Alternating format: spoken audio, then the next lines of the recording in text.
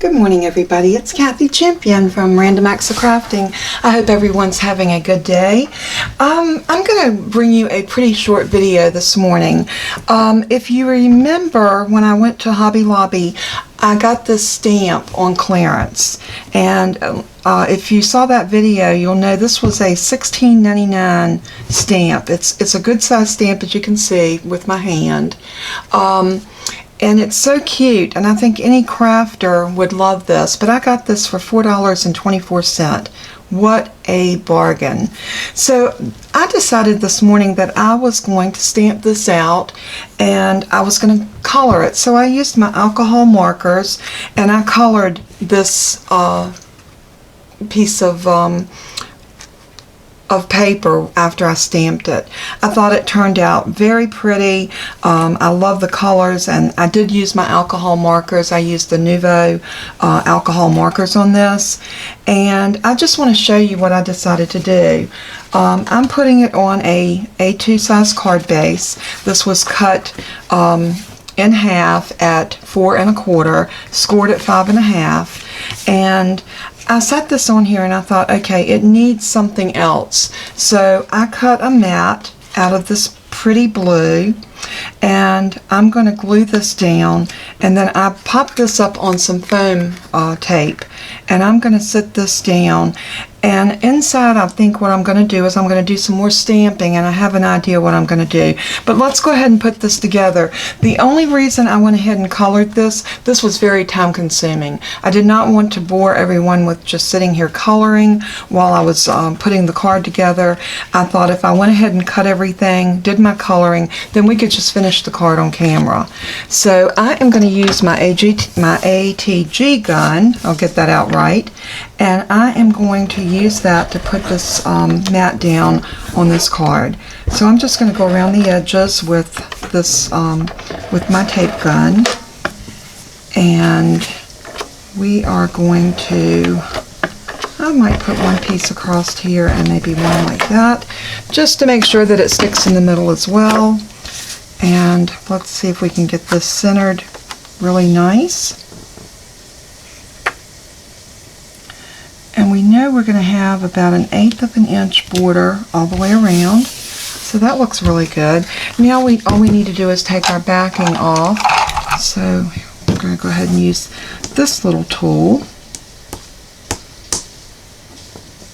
And this is the Brutus Monroe foam tape, and if you've used this, you know that it's extremely sticky, so it is very hard to get the backing off of it.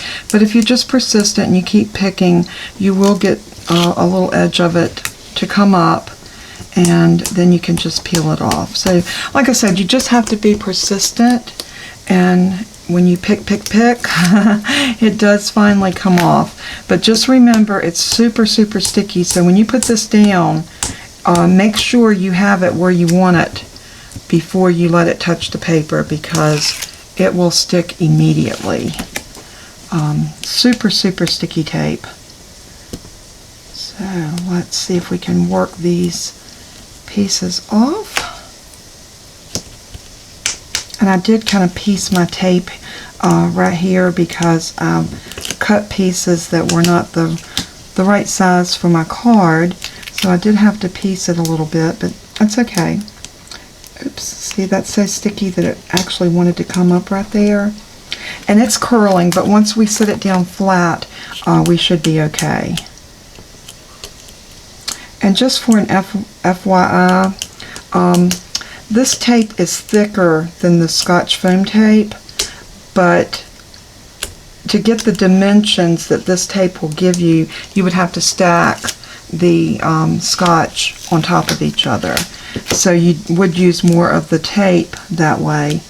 But I will say that I like the Scotch tape better because it's just easier to work with. But I have this and I want to use it, so that's why I went ahead and did this. But as you can see, you battle with this tape because it is so sticky. And that one little piece right there does not want to cooperate, but we're going to keep pulling at it, and I think I got it. There we go. And see what I mean about it being so super sticky, and it even gets all over your scissors when you cut it.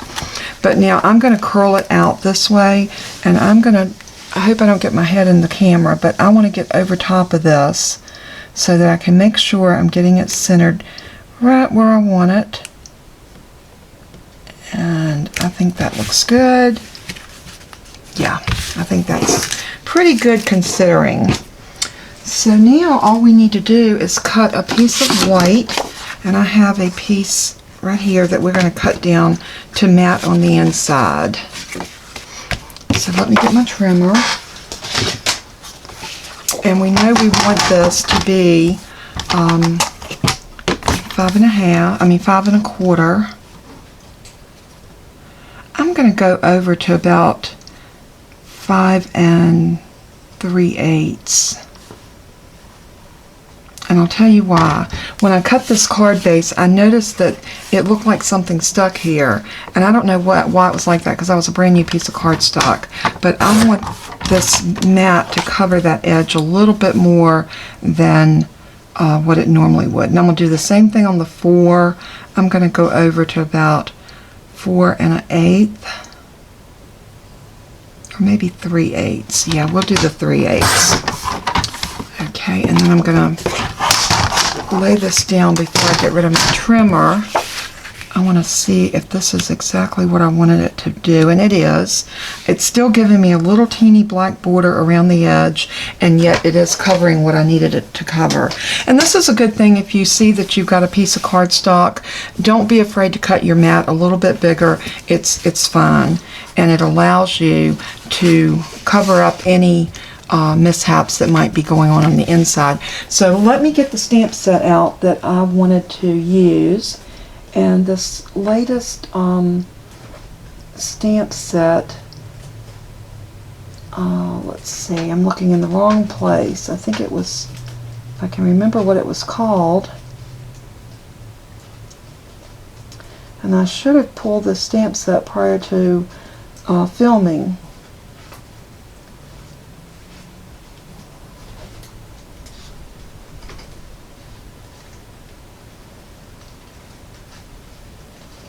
Okay, let me find the stamp and I'll be right back.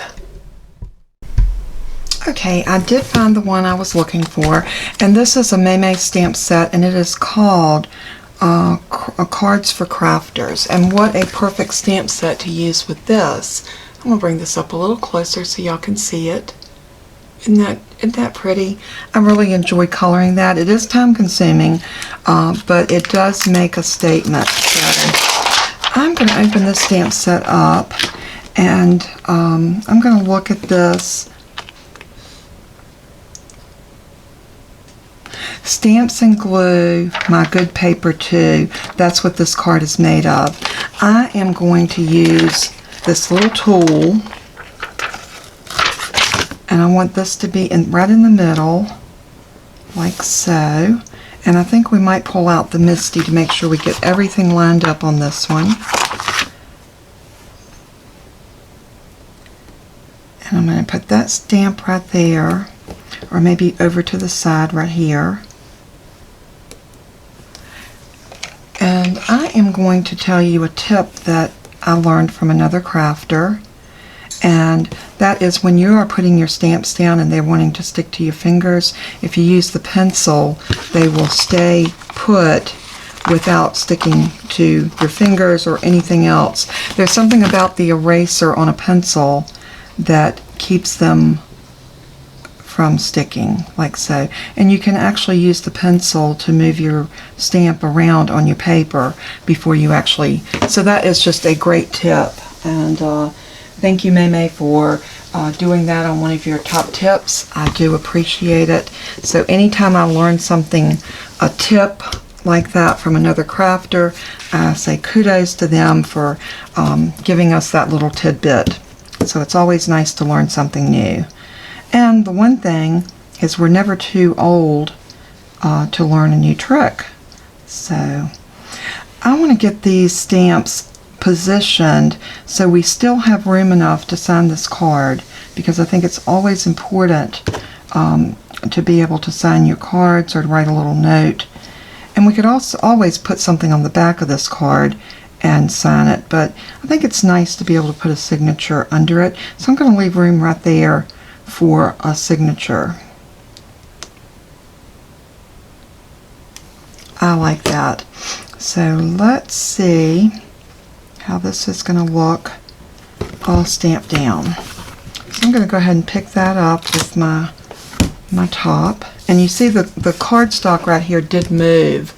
Let me get up into frame just a little bit better, like this. My cardstock did move, but what I'm going to do is lift my magnet and then make sure that that card is back into that corner.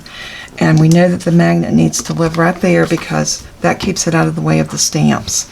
So let's go ahead and ink up. And these stamps right here are new. I have not used either one of these. So I'm just going to rub my fingers against them. That will help bring a little bit of oil to them and help the ink adhere. Now I am going to use the VersaFine Onyx Black on this because I don't think I'm going to color. I just want this to be black and white on the inside, and I don't think it needs to be colored. You could color these if you wanted to, and if I decide to color, I'll probably use my Tombow markers. I will not use alcohol markers on this ink because it will cause it to bleed and run into your coloring. But you can use your water-based markers on it with no problem. So let's see how that's going to cover.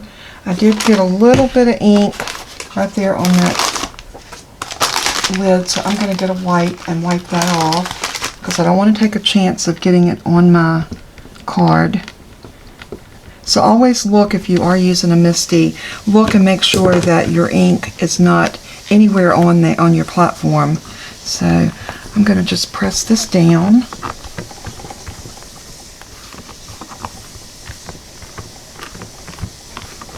And this is the MISTI Mini. This is the smaller one, and as you can see, it accommodates. Now that's stamped out beautiful. I'm very pleased with that. I am going to press it one more time, just for good measure. But that was beautiful. And that's the good thing about the MISTI. You can always get your stamps exactly where you want them, and it is just a wonderful tool. And I don't know if Hobby Lobby will still have any of these stamps, but they are having their clearance sale. I've only had a chance to get by there once to see what they have, what else they have, and I know anytime they have these clearance sales, everything goes really fast. But you can check your Hobby Lobby and see if you are interested in picking up the stamp set. Or the stamp. It's not a set, it's just a single stamp. But for $4.24, what a great bargain. I would have, as much as I like this stamp, I would have never paid $17 for it. Just not in my budget to be able to spend that kind of money on one stamp. So, but $4.24 for such a big and very useful stamp for any crafter, I could not pass it up. Now the question here is, do I want to use my markers? I'm going to use my little laminated sheet that Donna Satterley made for me, and I think I am going to color. I think these scissors and the rulers, it's kind of calling for some color. So let's pull some Tombows. I'm going to do that color. I want that ruler to be a really pretty yellow, the glue bottle. Let's see, I want the scissors to have I want it to be colorful, so let's do this purple handle, and let's pull a red, because red always looks good on anything. As any of you know, I love red. It's probably red and blue are my favorite colors. So let's start out with the red. Let's make this pencil right here. No, I want that to be yellow. Let's make this pencil red. So let's... And remember, when you're using these markers, you want to be very light-handed. You want to just pull your color up. And see, I'm barely touching my paper. This will keep your paper from getting super wet. It will keep your paper, the paper fibers from rolling. So So this is the secret behind using any water-based markers. Unlike the alcohol markers, you can put those down fairly heavy. Okay, that's the only thing I'm going to do in that color right now. Let's see. I want this bright yellow too. And let's do this orange. We're going to do this ruler in a pretty orange.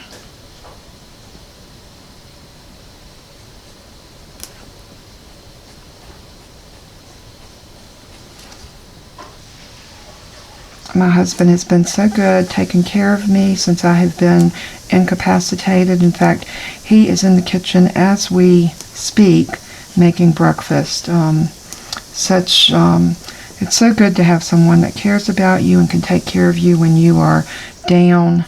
And I think this was God's plan in giving us, a husband or a wife that we can take care of each other when we are sick or down and out and incapacitated like I've been with my foot. So I just want to shout out a thank you to my wonderful husband for taking such good care of me and just really being here for me during this time. So I am trying to hurry along with my coloring, and I really didn't want to bore y'all with the coloring, but this was kind of a second thought. I wanted to make sure that I got this a little bit of color on the inside. I thought maybe I would go with it just black and white.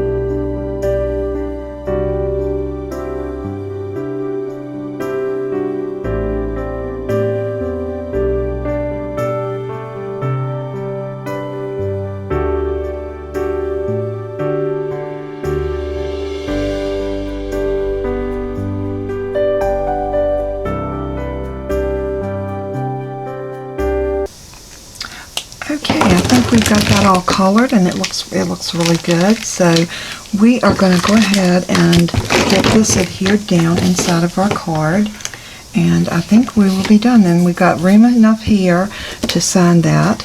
So this turned out to be a really cute card to send to any crafter friend. And I told y'all when I saw the stamp, it reminded me so much of going to one of the crafting conventions like Made It Con, because that's what we do. We sit around, we laugh, we talk, and we craft, and it's so much fun. So if you've never been and you've never done any type of crafting with a bunch of other crafters, it is magical. It is so much fun and just an absolute blast. So I am going to adhere this down right there. And this card is, oops, this card is done. Now how cute is that? So I want to thank y'all so much for tuning in today and watching the process of making this card, all except me coloring this, because like I said, coloring this probably took me I would say 35-40 minutes, and I just did not want to bore y'all with that much coloring. So I hope you enjoyed it. I hope you liked this card, and I hope that if you have something similar, and I think the main reason I wanted to bring this to you is to show you that if you have any large stamps like this, you can really make a focal point on a card by using that. And it had this craftiness equals happiness, so I thought that was so cute. A sentiment there. And then when you open it, this says everything. Stamps and glue, my good paper too. That's what this card is made of. So I thought that was just precious. I hope you enjoyed it, and I hope you had you're having a wonderful day. God bless you until we craft again. I will see you then. Bye-bye.